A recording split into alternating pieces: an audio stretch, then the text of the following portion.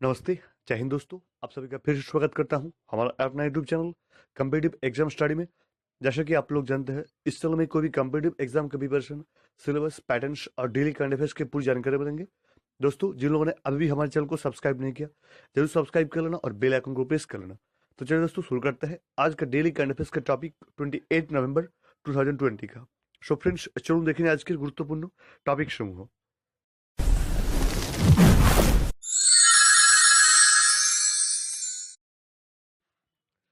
Friends, আজকের প্রথম প্রশ্ন, বিশ্বের প্রথম দেশ হিসেবে মহিলাদের বিনামূল্যে স্যানিটারি প্রোডাক্ট প্রদান করবে কোন দেশ? বিশ্বের প্রথম দেশ হিসেবে মহিলাদের বিনামূল্যে স্যানিটারি প্রোডাক্ট প্রদান করবে কোন দেশ?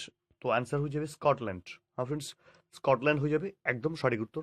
চলিয়ে আজকের পরের প্রশ্ন, 2 নম্বর প্রশ্নে, ভলিবল ফেডারেশন অফ ইন্ডিয়া এর প্রেসিডেন্ট হিসেবে নির্বাচিত হলেন কে? ভলিবল ফেডারেশন অফ ইন্ডিয়া এর প্রেসিডেন্ট হিসেবে নির্বাচিত হলেন কে? তো অ্যান্সার হয়ে যাবে अच्युत सामंत। हाँ फ्रेंड्स, अच्युत सामंत हो जाए एकदम सঠিক উত্তর। চলে আজকে পরের প্রশ্ন, 3 নম্বর প্রশ্নে, রাজ্যের মহিলাদের জন্য হোয়াটসঅ্যাপ হেল্পলাইন নাম্বার লঞ্চ করলো কোন রাজ্যের মুখ্যমন্ত্রী? রাজ্যের মহিলাদের জন্য WhatsApp mobile helpline number launch করলো কোন রাজ্যের মুখ্যমন্ত্রী? তো অ্যান্সার হয়ে যাবে গোয়ার মুখ্যমন্ত্রী প্রমোদ সাওয়ান্ত। হ্যাঁ ফ্রেন্ডস, স্টেট অফ গোয়ার প্রাইম মিনিস্টার প্রমোদ সাওয়ান্ত হয়ে যাবে একদম সঠিক উত্তর। চলে আজকে পরের প্রশ্ন, ইন্ডিয়ান আর্মির ইঞ্জিনিয়ার ইন চিফ হিসেবে নিযুক্ত হলেন কে? আজকে 4 নম্বর প্রশ্ন, ইন্ডিয়ান আর্মির ইঞ্জিনিয়ার ইন চিফ হিসেবে নিযুক্ত হলেন কে? তো অ্যান্সার হয়ে যাবে lieutenant general Harpal Singh. Friends, lieutenant general Harpal Singh হয়ে যাবে একদম সঠিক উত্তর। চলে আজকে পরের প্রশ্ন, 5 নম্বর প্রশ্নে, বিনামূল্যে মাস্ক প্রদানের জন্য মাস্ক ব্যাংক লঞ্চ করা হলো কোথায়? সম্প্রতি বিনামূল্যে মাস্ক প্রদানের জন্য মাস্ক ব্যাংক লঞ্চ করা হলো কোথায়, অর্থাৎ কোন জায়গায়? তো অ্যান্সার হয়ে যাবে দিল্লির সদর বাজারে। ফ্রেন্ডস, স্টেট অফ দিল্লির সদর বাজার হয়ে যাবে একদম সঠিক উত্তর। চলে আজকের পরের প্রশ্ন, ভারতের গ্রামীণ মহিলাদের প্রশিক্ষণ এবং চাকরি দিতে সখী দৃষ্টিকোণ নামে উদ্যোগ লঞ্চ করলো কোন কোম্পানি? ভারতের গ্রামীণ মহিলাদের প্রশিক্ষণ এবং চাকরি দিতে সখী দৃষ্টিকোণ নামে উদ্যোগ লঞ্চ করলো কোন কোম্পানি? তো অ্যান্সার দেখে নেবো। তো অ্যান্সার হয়ে যাবে কেপগিমিনি কোম্পানি। কেপগিমিনি কোম্পানি। হ্যাঁ ফ্রেন্ডস, কেপগিমিনি কোম্পানি হয়ে যাবে একদম সঠিক উত্তর। চলে আজকের পরের প্রশ্ন, 7 নম্বর প্রশ্নে, 2021 সালে এপিক মিটিং হোস্ট করবে কোন দেশ? 2021 সালে এপিক মিটিং হোস্ট করবে কোন দেশ? তো অ্যান্সার হয়ে যাবে নিউজিল্যান্ড। হ্যাঁ ফ্রেন্ডস, নিউজিল্যান্ড হয়ে যাবে একদম সঠিক উত্তর। 2021 এপিক মিটিং হোস্টেড বাই নিউজিল্যান্ড। চলে আজকের পরের প্রশ্ন, 8 নম্বর প্রশ্নে, সম্প্রতি ঘূর্ণিঝড় নিভার নামটি দিয়েছে কোন দেশ?